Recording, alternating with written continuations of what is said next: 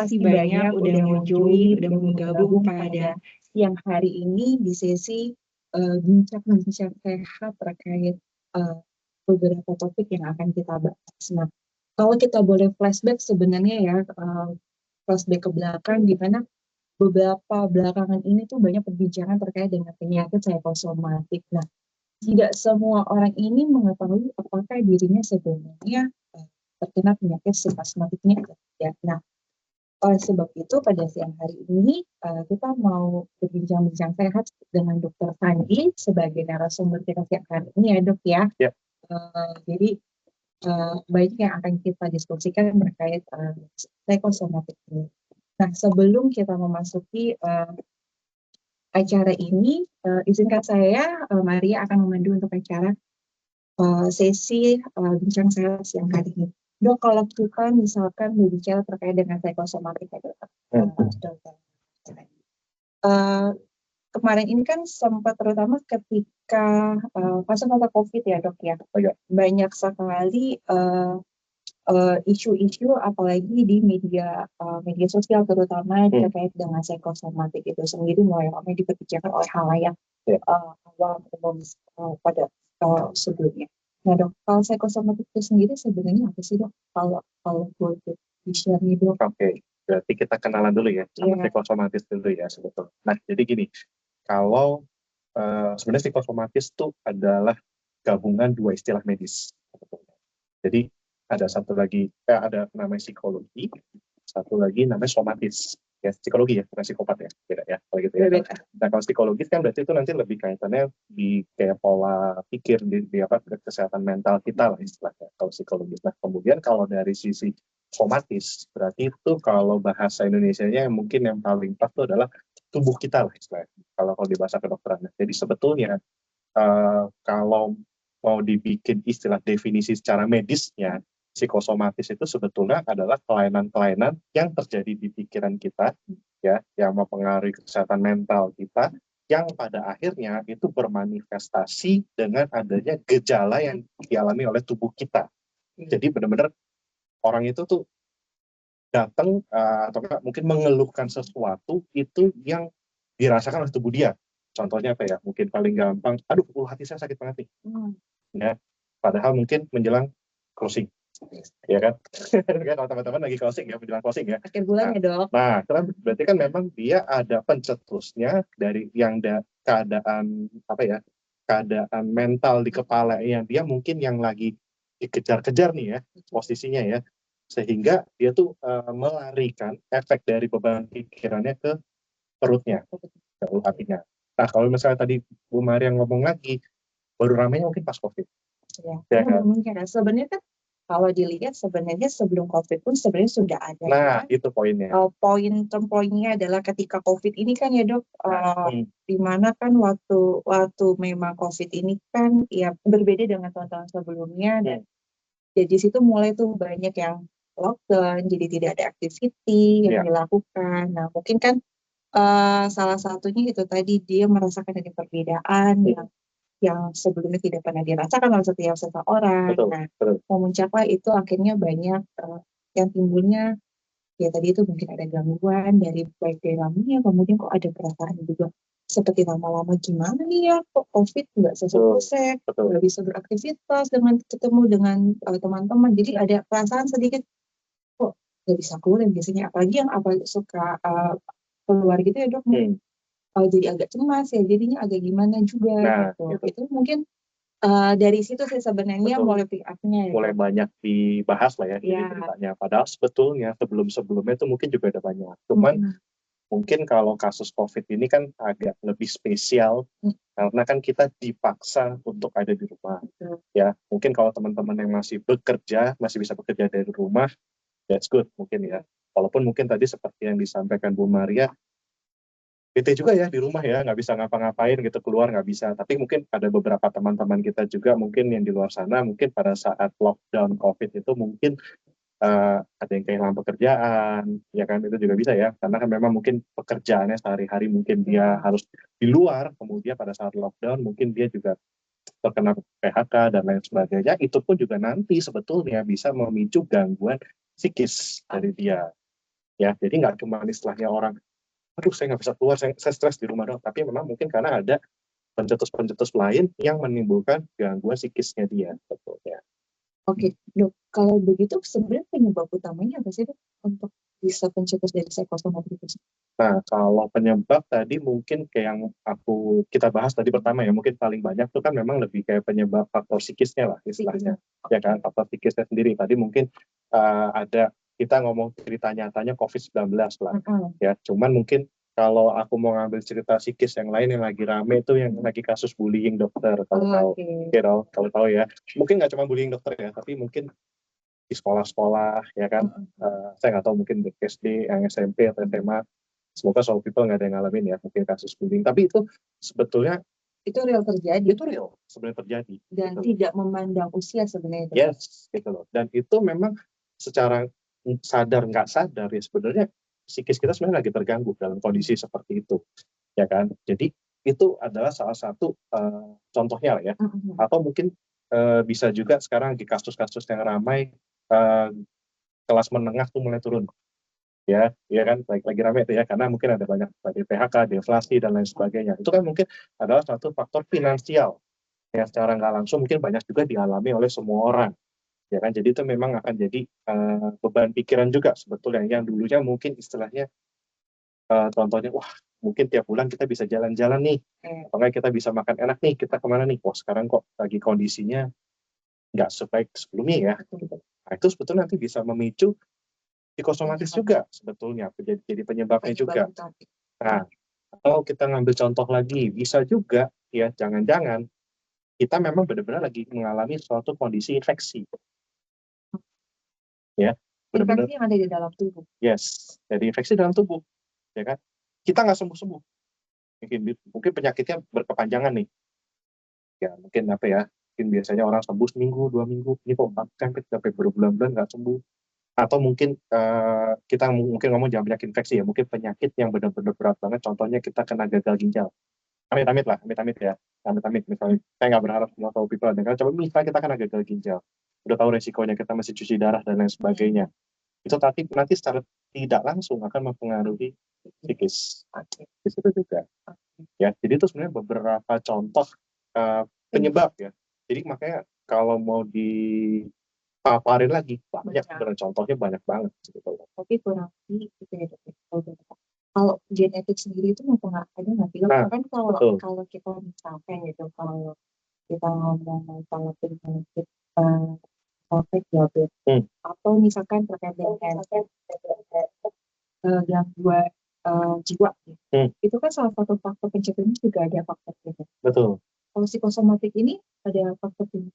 Nah, kalau dari beberapa sumber memang ada dikatakan, ada beberapa yang mengatakan ini adalah faktor genetik, ya, karena memang kadang-kadang penyakit tadi yang disampaikan Bu Maria kayak diabetes ya, atau hipertensi misalnya, itu kan memang warisan ya.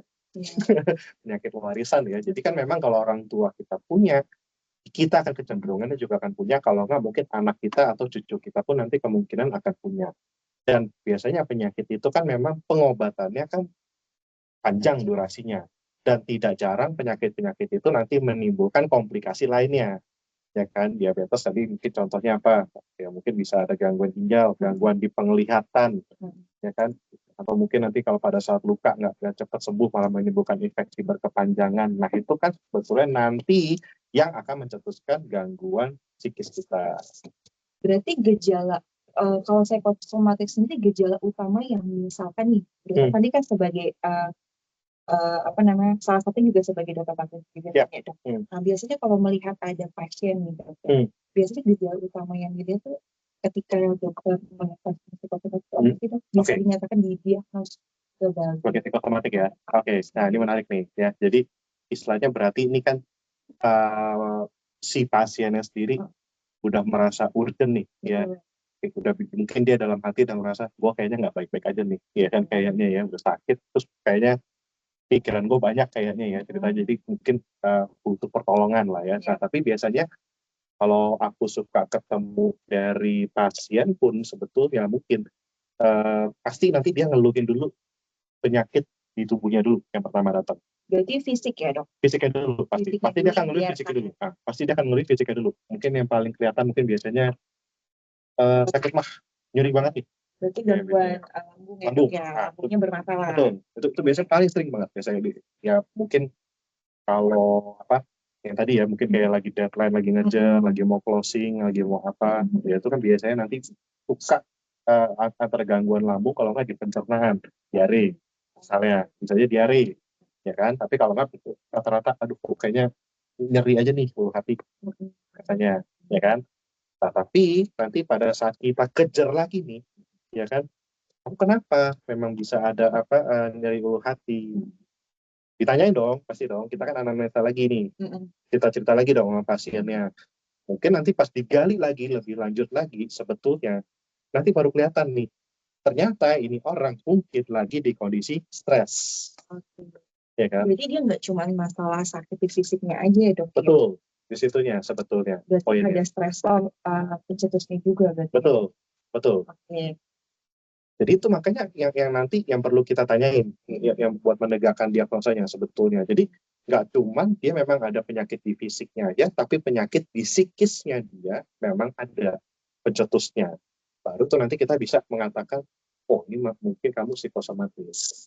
Indikasikan pasien ini psikosomatis. Mungkin secara kalau tadi awal dengan paparan dari dokter ya terkait psikosomatik, kemudian penyebab gejala ya, mungkin di sini juga some people terkadang suka merasakan hal tersebut ya dok, tanpa disadari. Mungkin itu juga berlaku untuk saya. Jadi kok misalkan ada sakit mungkin lambung yang nggak berkesudahan juga, ternyata itu perlu kalau memang dalam waktu yang lama tidak sembuh-sembuh, berarti itu kan perlu harus saya dilihat ulang ya dok ya. Jadi apakah juga mempengaruhi ada psikisnya juga, mungkin ada stres yang terselubung yang sebenarnya kita tanpa kita sadari seperti itu. Nah kalau seperti itu dok, gejala-gejala yang tadi dokter Sandi sudah jelaskan, untuk mengatasinya dok, untuk mengatasi pasien atau seseorang terkena psikosomatik ini, itu cara mengatasinya gimana?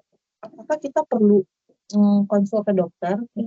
Kira-kira kalau untuk sebagai orang awam nih dok, misalkan, mungkin karena saya maksudnya terkait dengan psikosomatik, ini tahu untuk dokternya, tapi kalau untuk Soho people nih mungkin dok, yang mungkin terasa merasakan ada beberapa gejala yang dirasakan terus mau ke dokter.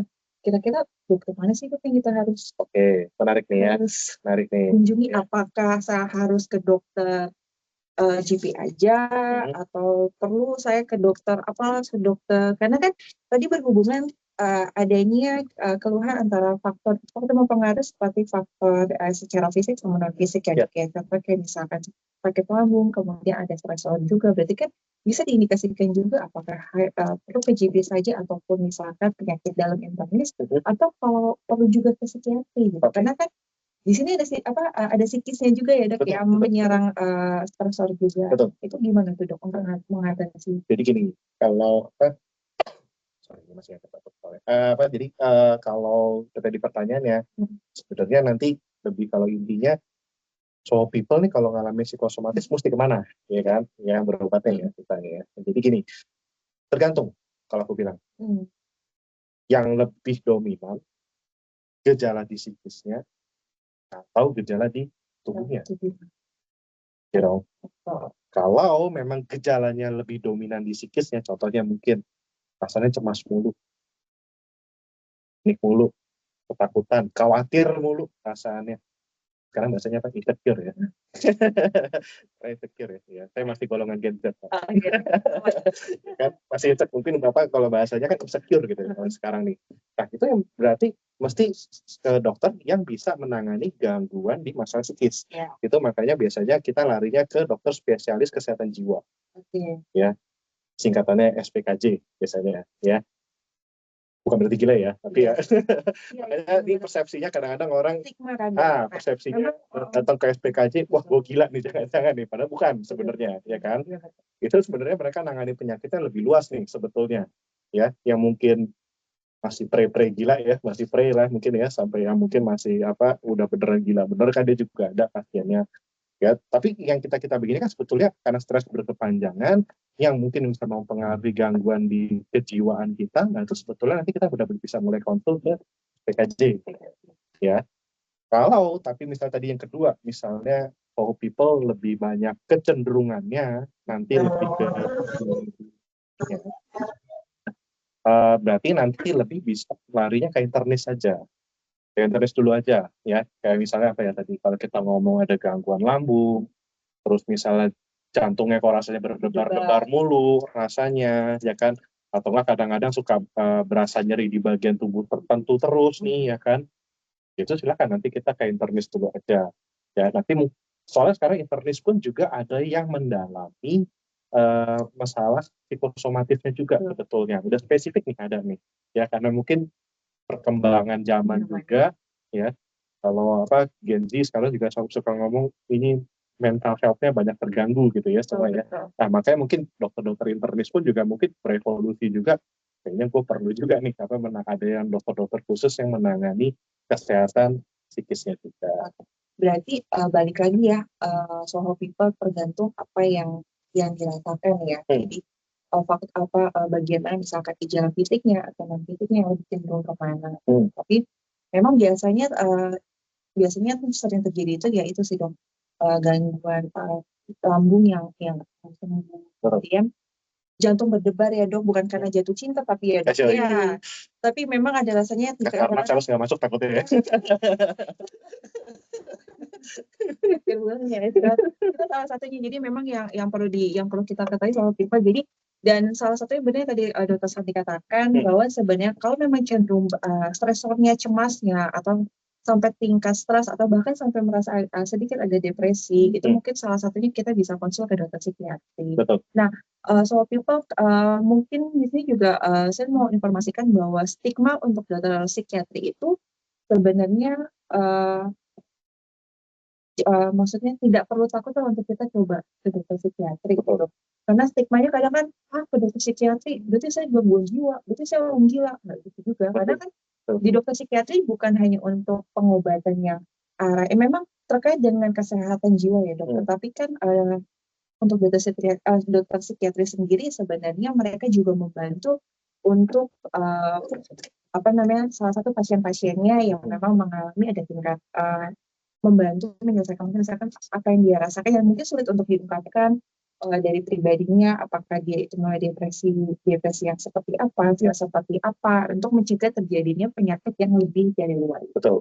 Jadi memang harus kita lihat dulu bagaimana sih yang lebih menonjol ya dari faktor gangguan. Nah dok, tadi kan ada korelasinya berarti dari penjelasan dokter Sandi ada korelasinya misalkan gangguan lambung sama stres yang faktor psikis. Nah, berarti memang ada korelasinya ya dok antara saluran pencernaan dengan susunan saraf pusat. Ada banget makanya sekarang kalau suka ngelihat di artikel atau enggak mungkin di TikTok gitu ya, itu juga mungkin ada istilahnya gut tuh jadi usus sama brain. Ya, jadi ada gut brain axis. Jadi ada hubungan antara dari usus sama dari otak kita sebetulnya. Jadi gampangnya juga pada saat istilahnya stres nih, ya kita ngomong dari kepala dulu ya. Nanti mungkin bisa dibolak-balik sebetulnya. Karena kan istilahnya gut brain axis itu nanti bisa pencetusnya dari atas dulu bisa ke bawah, ya, bisa juga dari bawah ke atas, ya kan? Kalau dari mata turun ke hati lain. Ya kan? Nah, kalau misalnya contohnya dari kepala dia turunnya ke bawah, dari atas turunnya ke bawah. Ya, jadi dari faktor psikisnya dulu nih. Misalnya tadi stres berkepanjangan. Biasanya nanti kalau pada saat kita stres itu ada satu hormon yang meningkat tuh namanya hormon kortisol. Betul. Ya kan? Pada saat kortisol meningkat pun juga nanti akan diiringi dengan peningkatan dopamin. Biasanya. Nah, nanti salah satunya biasanya apa? Akan mendorong pengosongan lambung lebih cepat. Biasanya. Karena kalau kita stres bawaannya apa? Lapar, ya kan? Makanya baper bawaannya lapar. Itu katanya kan. Tapi itu memang betul. Karena pada saat satu hormon kortisol itu nanti tujuannya akan membantu pengosongan lambung. Jadi kecenderungannya apa pas lagi stres? Cari cemilan. Ya kan? Cari cemilan. Nah, ya kan? kadang-kadang aduh ya kan kalau sekarang kita lagi kerjaannya SKS nih ya. Iya. SKS tuh slide kelas jam gitu.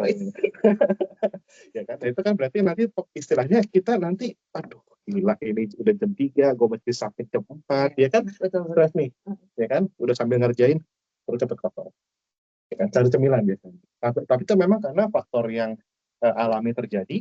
Tetapi kalau andai kata kita tidak merespon dengan tidak memberikan makanan, lambung kosong, otomatis asam lambung keluar. Pada saat asam lambung keluar, nyeri. Nah, sebenarnya awalnya dari situ tuh sebetulnya, ya kan? Atau mungkin bisa kita balik lagi ceritanya, ya kan tadi kalau dari atas ke bawah ke atas. Berarti ini memang karena ada faktor yang awal yang memang kita udah ada nyeri lambung yang nanti istilahnya akan mengganggu aktivitas kita. Contoh gimana ya? Contoh kita gini, kita lagi mau webinar, ya kan? Tiba-tiba saya datang sini, wah saya lagi diare-diare mulu nih contohnya nih ya. Kan jadi berasanya saya ini kan kayaknya perut nggak sembuh-sembuh, ada infeksi, lagi mau webinar, tiba-tiba pikiran bawah naik ke atas. Jadi adanya korelasi itu ada antara gangguan saluran pencernaan dan akibat saraf pusat. Jadi mereka ini istilahnya mekanisme dua arah ya dok. Betul. Dan brain axis. Jadi adanya korelasi antara saluran pencernaan dengan sistem saraf pusat. Artinya kalau dalam satu lambungnya dikatakan lambung ini lagi tidak oke, lagi tidak baik, berarti tidak otak pun akan sebaliknya begitu ya dok. Betul. Jadi mereka saling berkeikatan gitu ya. Betul. Kayak punya batin gitu ya dok ya. Kayak apa ya, soulmate lah ya, jadi soulmate lah ya ceritanya. Tapi makanya sebetulnya itu juga nggak cuma pada saat kita sakit sebetulnya. Makanya kan rata-rata kan dokter-dokter anak sekarang kan juga banyak menekankan pentingnya gut brain axis.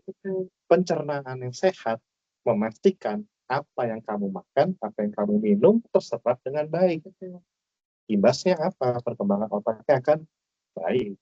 Anak-anaknya juga akan lebih sehat dan cerdas.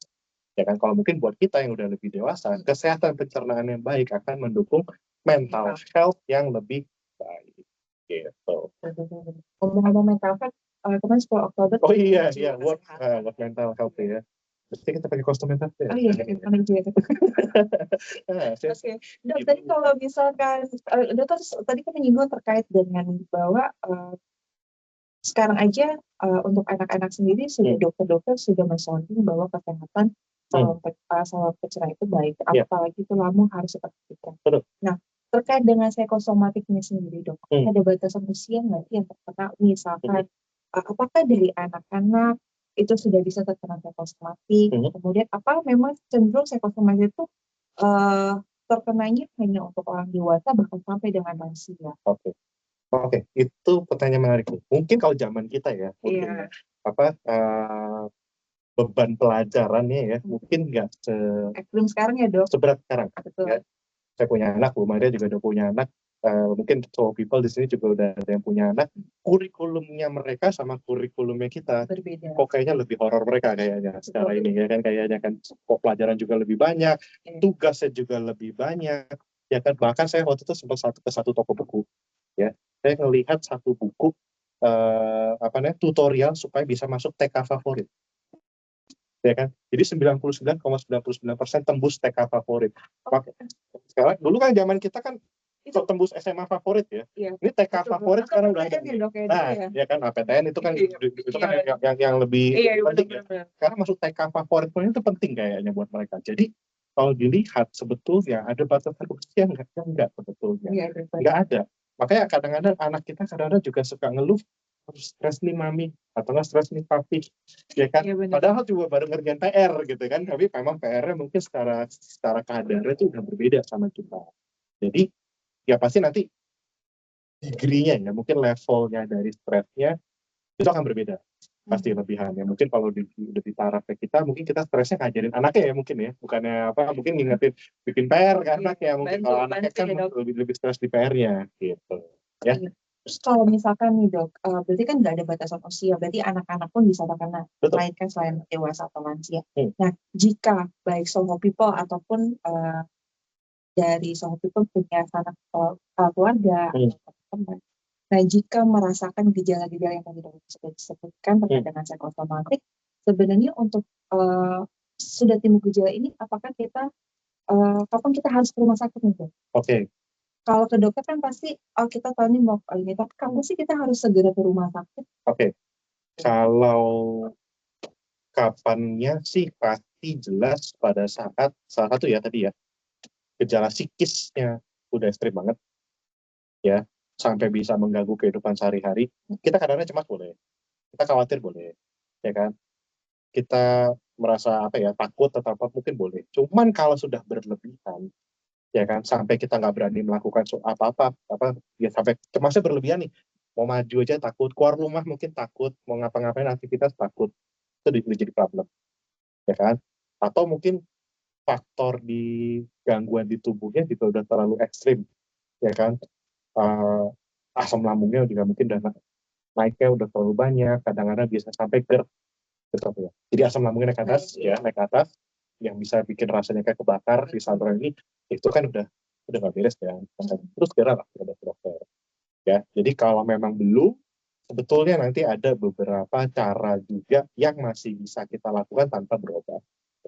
Berarti pengobatannya sendiri untuk psikosomatik ini ada terapi ya pasti ya, Dok? Betul, Terapi pengobatan. pasti. Nah, biasanya, Dok, kalau kasus-kasus psikosomatik ini terapi pengobatannya itu biasanya apa aja, Dok? Atau bisa nggak sih diatasi dengan selain non pengobatan? Oke.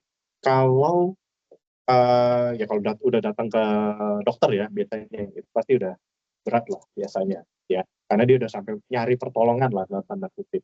Nah, tapi mungkin kalau buat solo people yang mungkin mungkin pas lagi habis dengerin ya, mungkin ya, bos kamu bagus kayak gitu ya, kan gitu ya, mungkin bisa bisa apa, nggak perlu minum obat dulu, mungkin kadang-kadang bisa terapinya kayak relaksasi dulu, Pak. Ya, relaksasi. Mungkin kalau kita kan kadang-kadang gini loh, punya pelepas stres lah ya. Ya kan, mungkin kalau misalnya kalau saya misalnya lagi stres, mungkin misalnya scrolling TikTok dulu, ya kan. Kalau misalnya Bu Maria lagi stres, coba bikin slide dulu lah, gitu kan. Kan ini kan beda gitu kan. Siapa tahu kan kita kan beda-beda ya. Itu kan ada stress reliever-nya berbeda, ya kan. Nah, itu mungkin kita bisa relaksasi dengan cara seperti itu.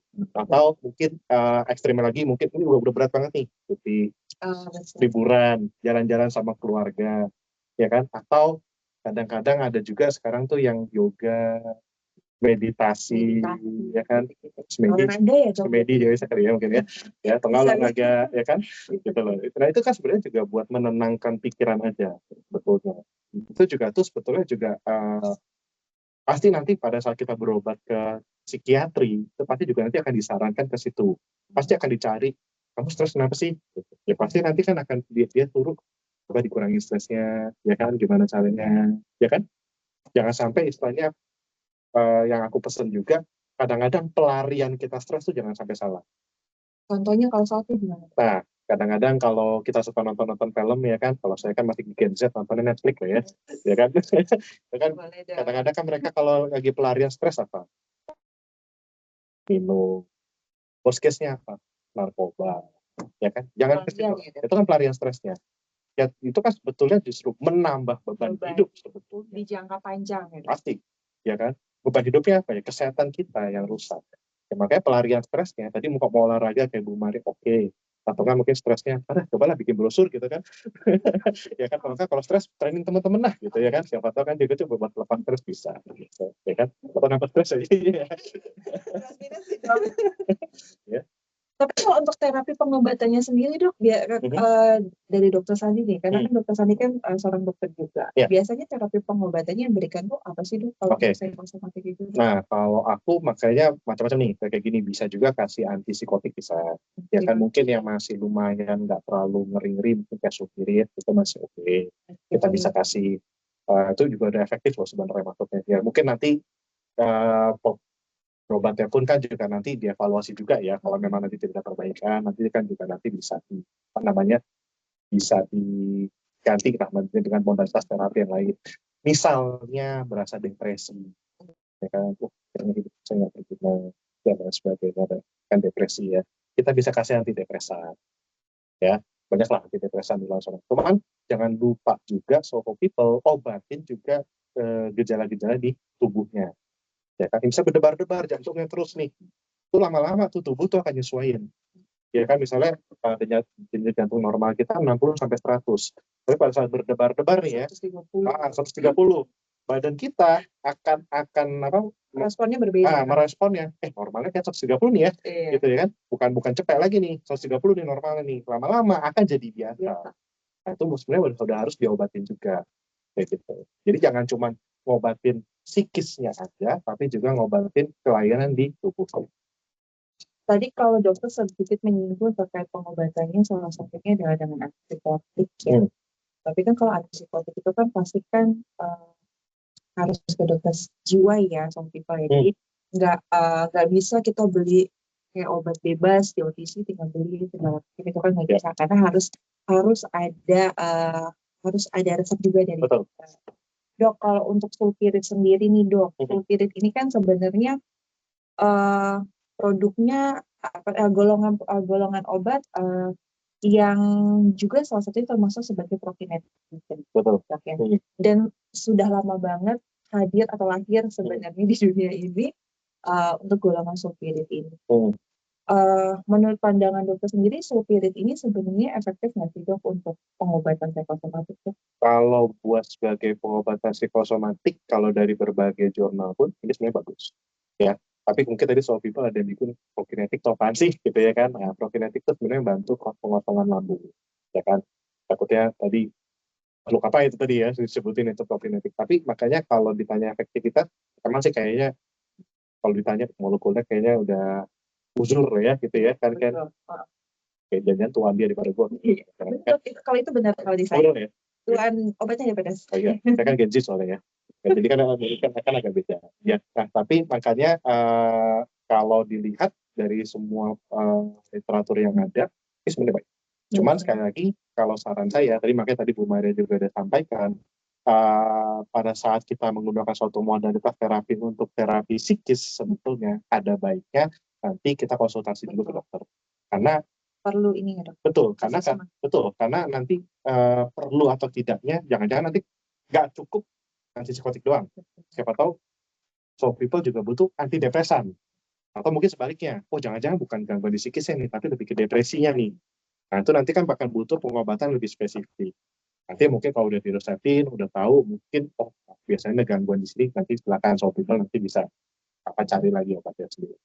Jadi some people dari dokter Sandi bahwasanya kalau memang kita terjadi merasa ada gejala-gejala yang timbul di dalam diri kita terkait seperti dokter Sandi tadi sudah katakan ada gangguan lambungnya, kemudian dari non fisiknya ada stresor yang berlebihan juga yang kita rasakan, dan kalau dilihat misalkan relatif lebih lama juga ini terjadi, mungkin salah satunya bisa dikonsultasikan langsung ke dokter ya. Jadi baik ke dokter Inggris ataupun ke dokter psikiatri. Jadi nggak perlu takut, nggak perlu yang merasa jadi ketakutan, karena kalau makin tidak diobati, nanti akan cenderungnya tidak akan teratasi ya dok ya. Justru takutnya nanti akan ke arah penyakit yang lebih parah lagi yang kita tidak tahu. Nah, oke dok, sambil berjalan ini ada Q&A ya dok ya, sambil kita diskusi ada Q&A dari boleh dok silakan dari tim Palembang, sales dari Palembang nih. Oke, namanya siapa belum? Namanya Lala. Halo Mbak Lala. Jadi dari Mbak Lala tanya dok, selamat siang dokter, saya Lala dari Palembang. Menanyakan jika pada saat kita lagi stres berat nih dok, tiba-tiba asam lambungnya naik. Adakah pertolongan pertama yang bisa kita lakukan dok? Waduh, berat ya ada kayak gini ya. Tiba-tiba asam lambung langsung naik gitu. Kalau naik itu berarti udah GERD ya biasanya ya, udah asam lambung naik. Nah kalau begini, kalau GERD, pertolongan pertama ya pasti nanti kita cari modalitas terapi nanti yang bisa bantu pengosongan lambung dulu pasti. Ya sama pasti nanti ada pengobatan spesifik yang buat GERD. Aku sebut ngomongnya PPI kali ya. Kalau kita sebutnya kan PPI itu kayak omeprazol ya, pantoprazol ya, esomeprazol. Itu mungkin adalah modalitas terapi nanti yang bisa teman-teman pakai ya. Tapi aku nggak yakin itu ya nanti semua orang kan menyediakan itu atau enggak. Ya kalau memang punya obat-obatan golongan seperti itu, tadi kayak misalnya Cofinetix ya supir itu nanti kan itu kan sebenarnya tidak punya ada efek kayak buat pengosongan lambung. Tapi kalau nanti teman-teman misalnya nggak punya, seperti tadi namanya, balala nggak punya, udah sebaiknya kayaknya udah nyeri banget, ya mendingan langsung ke klinik terdekat udah kayak gitu. Kalau gede ya dok, ke IGD ya. IGD boleh, kalau nggak klinik terdekat pun juga itu sebenarnya masih nggak ada masalah. Kadang-kadang kita bisa suntik kok, Oh, ya kan? Ya kan bukan suntik putih ya. oh. Maksudnya nanti kan sekalian. Ya. Iya, nggak klinik ya. Nah, jangan nanti malah sebelum naik nyari ini cilok pedas lagi. Ya kan? Oh, jadi Salah nanti malah. jadi Mbak Lala gitu ya, mungkin bisa salah satunya minum dengan golongan obat PPI tadi salah satunya bisa omeprazol, lansoprazol. Kemudian kalau memang sudah tidak tertahankan segera ke klinik terdekat jika tidak ada rumah sakit, nanti diberikan pertolongan pertama di klinik tersebut. Oke. Kemudian dok, yang kedua dari Putri Septiani. Siang dok, saya Putri dari tim marketing. Saya ingin tanya, saya punya riwayat GERD dan sudah berusaha menjaga pola makan, namun masih sering kambuh hingga di tahap sesak nafas. Apakah ada kemungkinan itu disebabkan karena stres? Lalu bagaimana mengantisipasinya yang bisa dilakukan untuk mengurangi kekambuhan tersebut? Oke. Kalau ditanya bisa disebabkan karena stres, bisa. Sebetulnya sekali lagi. Cuman ini kadang-kadang yang lebih tahu detailnya pasti si Putri sendiri, ya kan? Kalau misalnya nanti apa kadang-kadang gini, ini juga makanya seninya kita ya pada saat kita dokter menggali kamu penyebabnya apa sih bisa ditemukan sebetulnya. Kalau memang dia sudah berusaha menjaga pola makan, ada obat-obatan yang harusnya dikonsumsi dengan teratur, seharusnya itu ya akan jarang kambuh. Tapi kalau ditanya tidak ini kalau kayaknya ya kalau ini saya cuma nggak tahu ya nanti Putri kalau misalnya mau melengkapi, kalau misalnya nanti mau resen mau cerita-cerita sama kita juga nggak apa-apa. Mungkin bayangan saya bisa aja karena stres. Ya, bisa aja. Ya kalau nggak kan nggak mungkin nih. Makan lambung kok naik mulu kan ngapain gitu kan. Kalau makan masih udah teratur, minum obat juga udah teratur, ya itu harusnya aman-aman aja. Tapi kalau memang ternyata pas dilihat, oh stres enggak kok, gitu. Hidup saya baik-baik aja, ya kan, I'm fine, gitu kan. Wah, berarti mungkin, siapa tahu ada penyakit ternyata lain selain itu nanti mungkin perlu konsultasi lagi ke dokter, ya kan. Itu nanti mau diminum kopi, mau diapain, nanti kan dari dokter, ya. Jadi sebaiknya langsung aja dikonsultasikan ke dokter ya. Betul. Oke, Soho People jika ada yang mau bertanya langsung, boleh raise hand ya. Langsung diskusi deh. Nanti ada pertanyaan, boleh langsung raise hand. Ya. Nah, mungkin sambil nunggu Soho People, mungkin juga ada pertanyaan juga sering kan gini. Kalau aku ada pernah pasien nanya, psikosomatis tuh kalau misalnya udah kena, kok bisa sembuh nggak sih dok? Ya. Nah, kadang-kadang kan suka nanya tuh kayak gitu kan ya. Kalau yang kemarin kita sempat bahas mungkin ada beberapa penyakit metabolik, EDM, hipertensi, itu kan sekali merdeka atau tak merdeka ya kan? Jadi kan udah sekali kena ya sudah gitu loh. Nah, tapi kalau psikosomatis ini kalau ditanya bisa sembuh nggak sih? Bisa sembuh sebetulnya. Tinggal bagaimana kita nanti bisa mengatasi gangguan psikisnya juga. Makanya itu tadi makanya istilahnya relaksasi. Kadang-kadang ada terapi sekarang namanya hipnoterapi, ya kan? Itu kayak hipnotis kali ya. Ya kan? Memang beberapa dokter sudah melakukan. Oke, nah itu kayaknya aku perlu nanti ngobrol sama Bu Maria. Atau mungkin bisa ceritain kayak gimana sih mungkin hipnoterapi itu Aku biasanya? belum tahu jelas hipnoterapi itu seperti apa, tapi memang itu salah satu terapi atau pengobatan. Jadi ya aku kurang tahu juga sih dok. Jadi dilakukannya tanpa pengobatan seperti tapi modelnya kayak hipnotis. Tapi nggak cuma hipnotis juga sih. Nggak sih memang. Bukan, cuma memang lebih baik interaksi dengan antara dokter dengan pasien untuk diskusi. Oke. Soalnya kalau aku yang pernah baca nih, nggak tahu mungkin kalau people nanti kalau ada mau, siapa tahu yang pernah ada hipnoterapi ya, kita kan nggak tahu juga. Kalau hipnoterapi yang pernah aku baca kan sebetulnya lebih ke orang-orang mungkin yang stresnya berat, lu insomnia, nggak bisa tidur. ya kan? Ada dong, kadang-kadang kan pikiran terlalu banyak, ya kan? Bebannya terlalu banyak, ya kan? Hidupnya kayak bumi jatuh ke atas kepala kan gitu kan, sampai nggak bisa tidur. Nah, itu hipnoterapi, kalau nggak salah, kalau yang aku baca, itu memang lebih kaitannya untuk mengatasi gangguan tidurnya.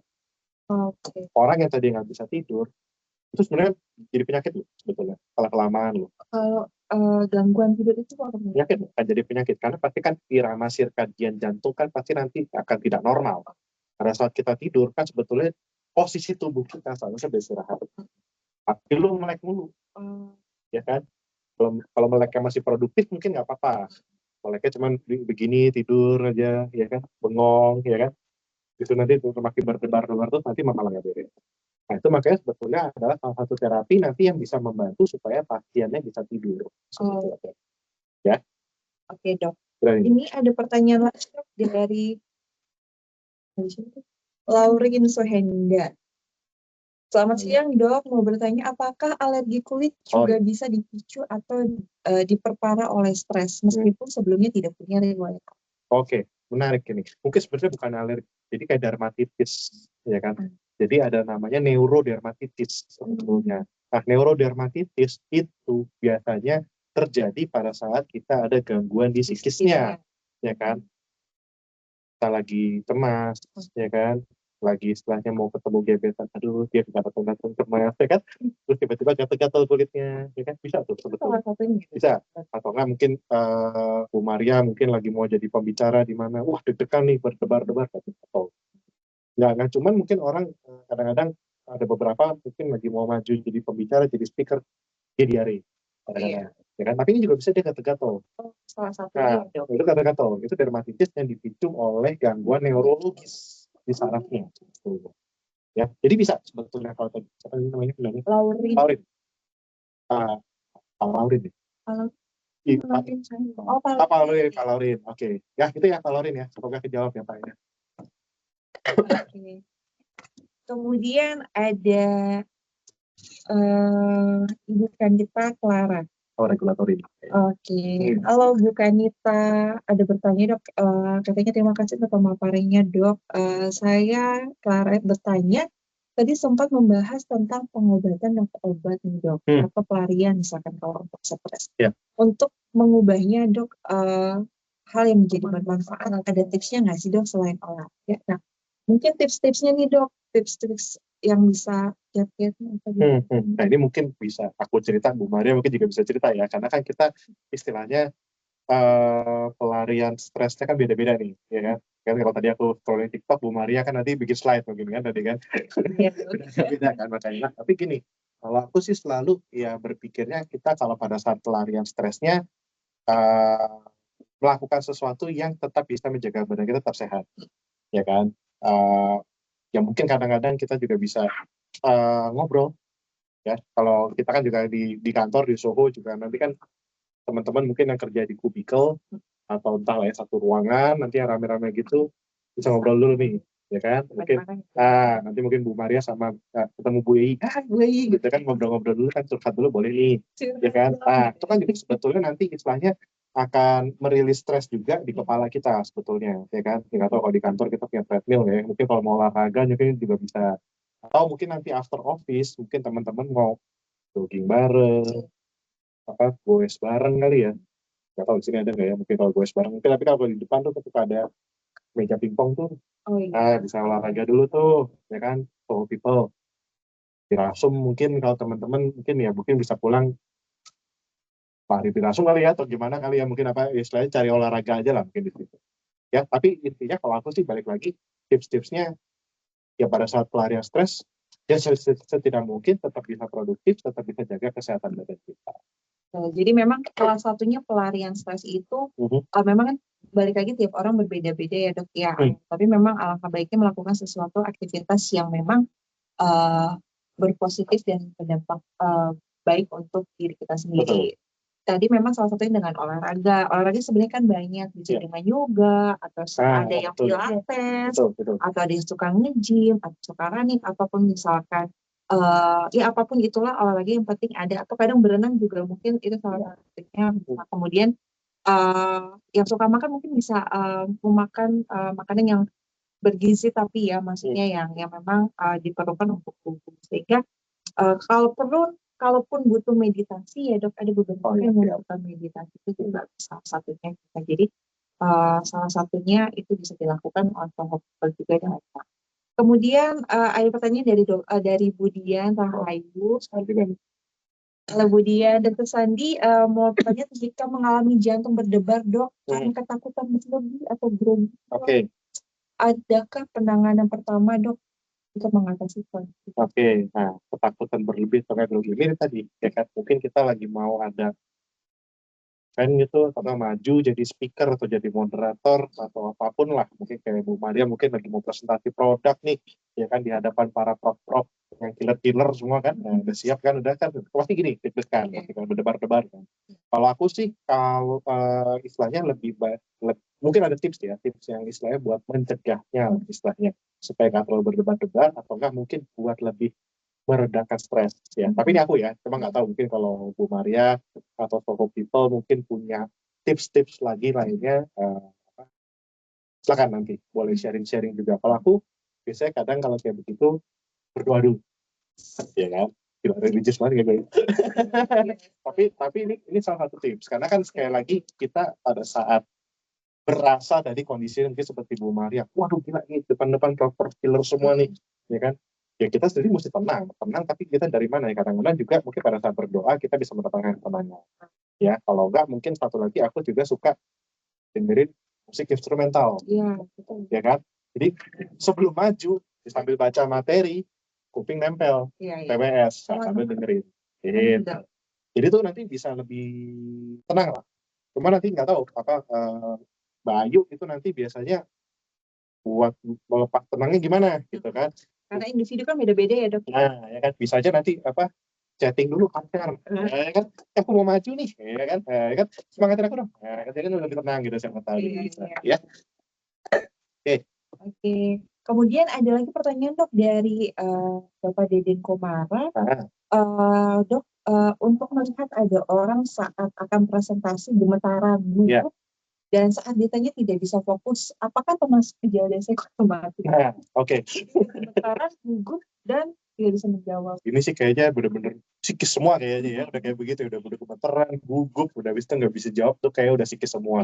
Kalau dikatakan psikosomatis mungkin lebih kurang somatisnya kayaknya. Jadi gejala secara di tubuhnya tuh nggak dapet. Soalnya tadi kayak gugup, gemeteran, sampai nggak bisa jawab juga, itu kayaknya lebih kurang persiapan kayaknya. Lebih ke situ ya kan. Kalau misalnya udah gugup, perut mules ya kan, habis itu tiba-tiba rasanya pengen BAB, nah itu rasanya itu berarti udah ada gangguan di somatisnya di tubuhnya. Kalau tadi sih lebih kelihatannya dia di gangguan psikisnya aja gitu ya. Jadi diagnosanya kurang persiapan. Ya. Lanjut. Oke, ini ada pertanyaan nih dok dari ini sohibnya Bu Maria ya berarti ya. Bu Novita. Buat tanya dok, psikosomatik itu bisa terjadi menjadi tipes atau enggak dok? Tipes berarti infeksi di pencernaan, tifoid gitu ya berarti ya. Kalau bener baik, Manggut coba. Saya nggak bisa lihat di kamera. Coba mungkin Manggut. Bener ya berarti ya kalau itu ya jadi tipesnya ya. Oke. Ya bisa aja sih sebetulnya, kalau sekarang gini, bisa jadi psikosomatis, bisa jadi tipes nggak bisa, cuma kayak perjalanannya agak jauh. Karena kan tipes itu kan sebenarnya kan infeksi karena bakteri salmonella sebetulnya. Biasanya kan tipes kan karena mungkin makanan kita terlalu bersih ya, karena kan biasanya kan terlalu bersih ya kan, itu jadi mungkin karena pencernaan kita jadi terinfeksi karena bakteri. Bisa nggak sebetulnya nanti psikosomatis nanti bisa memicu tipes? Mungkin bisa. Stres berkepanjangan, asam lambungnya kosong, ya kan, cari cemilan, cari makanan yang kurang bersih, ya kan. Jadi gak lama dia sakit, jadi tipes, ya. Cuman ya itu korelasi dapat, cuman mungkin nggak secara langsung ya. Ya, semoga kejawab ya, Bu Wi ya. Oke. Kemudian nih dok, ada pertanyaan lagi dari APJ Bandung ya. Jadi menanyakan, saya pernah beberapa kali sering mendadak keliengan nih dok, seperti di dalam kapal laut. Nah, sudah berobat ke dokter saraf, kemudian diberikan obat vertigo. Kemudian disuruh cek lab dan kolesterol dok. Nah, kolesterolnya ternyata agak tinggi. Nah, kemudian diberi pengobatan atorvastatin dan juga obat vertigo. Cuma setelah meminum obat beberapa kali masih keliengan nih dok. Nah, jadi info dokternya ini mengalami gangguan keseimbangan. Berarti sarafnya. Ya, jadi saya sekarang mulai takut nih dok, misalkan ke tempat umum seperti takut adanya terjadi keliengan kembali dan menjadi bingung sebenarnya itu penyebabnya apa dok. Sekarang yang dirasakan adalah di otak saya banyak pikiran-pikiran buruk. Nah, apakah saya harus ke dokter psikiatri dok? Nah, ini berarti kasusnya dari bawah ke atas ya. Nah, jadi ya ceritanya ya. Siapa tadi namanya? Pak Bandung APC. Pak Bandung kali ya. Saya entah siapa itu ya. Tapi kalau sini, mohon maaf. Kalau kayak keliengan gitu terus ya, aku nggak tahu. Udah sempat dicek punya hipoglikemi belum mungkin? Ya, siapa tahu Pak Bandung ini punya hipoglikemi. Ya, tapi mungkin asumsiku mungkin tidak pernah dicek ya, karena tadi udah sempat dikasih obat vertigo, udah sempat dikasih obat statin juga, ya, tapi memang masih suka keliengan. Cuman kalau aku curiga mungkin ada hipoglikemi, ya. Tapi sekarang ini udah mulai ada pikiran-pikiran buruk, ya kan? Muncul nih dok. Udah mulai muncul nih, ya kan? Udah mulai muncul. Kalau ditanya udah mulai berobat ke SPKJ atau kan? Kalau menurutku boleh konsultasi sebetulnya. Udah boleh konsultasi karena mungkin ada satu sudut pandang mungkin yang pada saat internis pengobati mungkin luput dari anamnesanya lah ceritanya. Nah, mungkin pada saat nanti berobat pada psikiatri bukan psikolog ya, mungkin sekali lagi mungkin takutnya so people nanti mikirnya psikiatri sama psikolog beda nih ya. Kalau psikiatri itu memang beneran dokter spesialis kesehatan jiwa, kalau psikolog itu beda. Apa ya ngomongnya? Kalau itu jadi lebih kayak profesi kali ya, terus sekolah psikologi lah kalau itu. Kalau psikiatri itu memang dia sekolah spesialis. Nah, itu nanti mungkin di psikiatri tadi mungkin Pak Bandung juga nanti mungkin bisa mendapatkan modalitas terapi nanti yang istilahnya bisa membantu untuk mengurangi kecemasannya.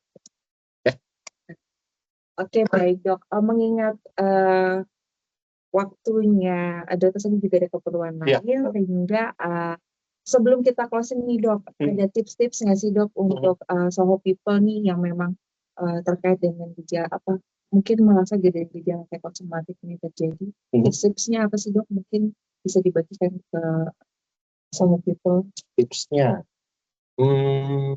kalau tips mungkin yang pertama be happy lah ya. Kalau aku tetap selalu nomor satu be happy lah. Ya, mau kondisi kita kayak gimana pun, ya aku tahu masing-masing mungkin Soho people di sini dari departemen yang berbeda juga, kita latar belakangnya, kesulitan masing-masing di pekerjaan juga berbeda, tapi be happy aja, karena tetap berpikir positif juga, karena setiap apapun yang kita kerjakan juga pasti selama kita kerjakan dengan baik, dampaknya pasti akan baik. Ya, namanya masalah rintangan, stres atau apapun ya pasti ada. Cuman balik lagi dari bagaimana kita memanage-nya sebetulnya kalau menurut gue. Itu sekali lagi Soho people nanti masing-masing punya caranya ya. Aku cuma tadi ngasih tips saja. Mungkin kalau stres mungkin nanti bisa melakukan apa, tapi Soho people nanti bisa melakukan stress reliever itulah ya ceritanya. Tapi pelarian stresnya pun kalau aku tetap sarankan pelarian yang sehat lah istilahnya tadi. Kalau Bu Maria mungkin kayak tadi jogging, kayak yoga, kayak kan pilates tadi ya. Nggak kata-kata Bu badan ya. Atau juga nanti misalnya kalau makanan, minuman itu juga tetap yang sehat lah. Gitu. Cemilannya pun juga nanti kalau misalnya stres pasti lambung cepat kosong. Karena minumannya pun juga kalau bisa tetap yang sehat.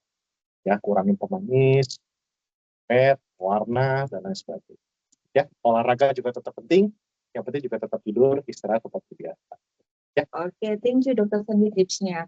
Baik Soho people, terima kasih atas waktunya. Sebelum saya mengakhiri acara hari ini, mungkin ada dari bincang-bincang sehat kita pada siang hari ini terkait dengan psikosomatik, bahwasanya ada gangguan psikosomatik ini adanya hubungan antara gangguan saluran pencernaan juga yang akan berhubungan dengan sistem saraf pusat, sehingga adanya korelasi mekanisme dua arah antara lambung dengan juga otak kita. So pastikan kita harus happy apapun yang terjadi, apa yang kita rasakan, kita harus menyikapinya dengan positif. Jika terjadi gejala-gejala yang SOHO people ataupun sanak saudara merasakan gejala-gejala psikosomatik, jangan sungkan, jangan ragu untuk segera konsultasi ke dokter-dokter terdekat.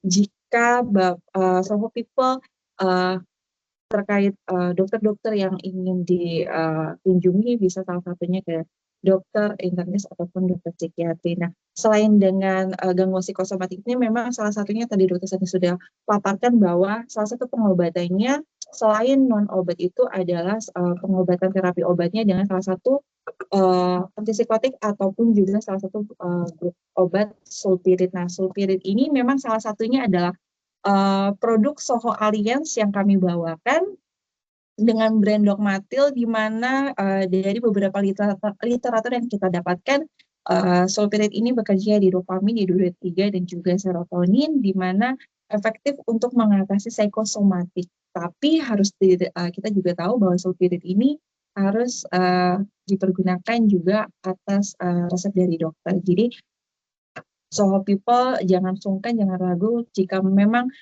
rasanya nanti ke dokter, kemudian wah dapat resep dari dokter misalkan dengan sulfit atau Dogmatil ini, dan mengalami kesulitan untuk mendapatkan di mana sih ada Dogmatil ini dijual gitu kan.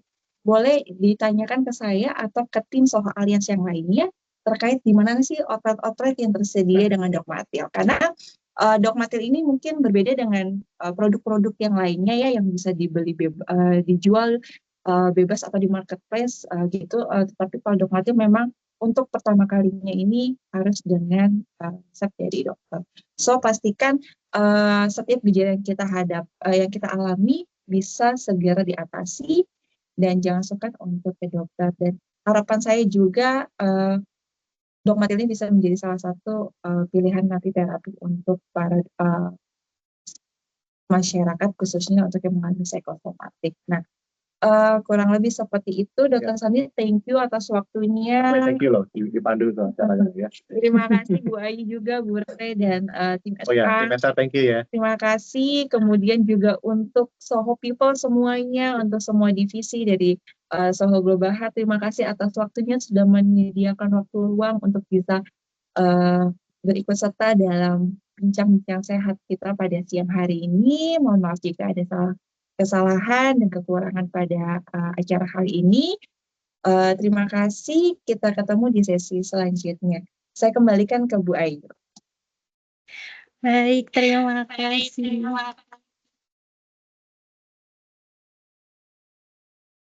Oke, terima kasih Dokter Sandi dan Ibu Maria. Wah, lengkap sekali nih penjelasannya mengenai psikosomatis ya.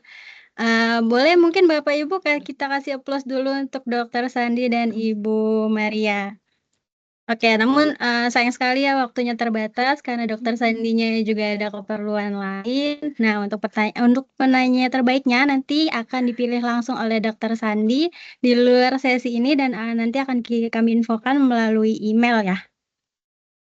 Oke, saya ucapkan terima kasih banyak kepada Dokter Sandi dan Ibu Maria atas bincang sehatnya yang pastinya memberikan kita semua di sini pengetahuan mengenai psikosomatis.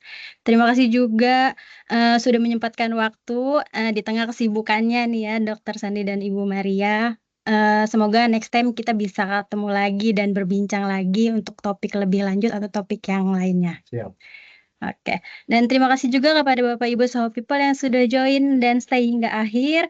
Silakan Bapak Ibu. Sebentar.